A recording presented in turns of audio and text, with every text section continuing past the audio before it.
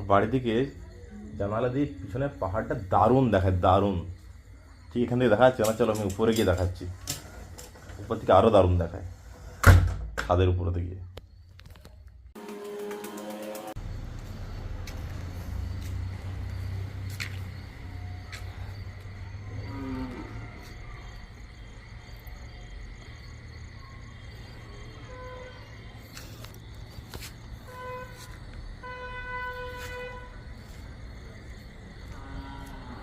দেখো পাহাড়টা কখন দেখাচ্ছে, পুরো মেঘ কালো হয়ে আছে।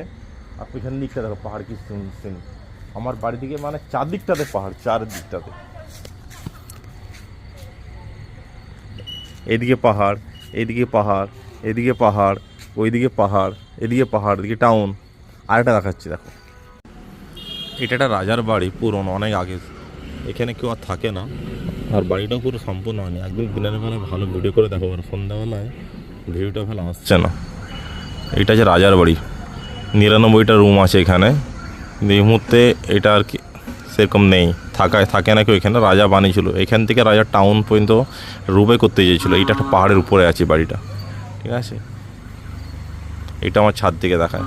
আর রাজার বাড়ির সাথে সাথে এদিকেও পাহাড়, এদিকেও পাহাড় আছে, এদিকেও পাহাড় আছে, পুরো চারদিকটাতে পাহাড়।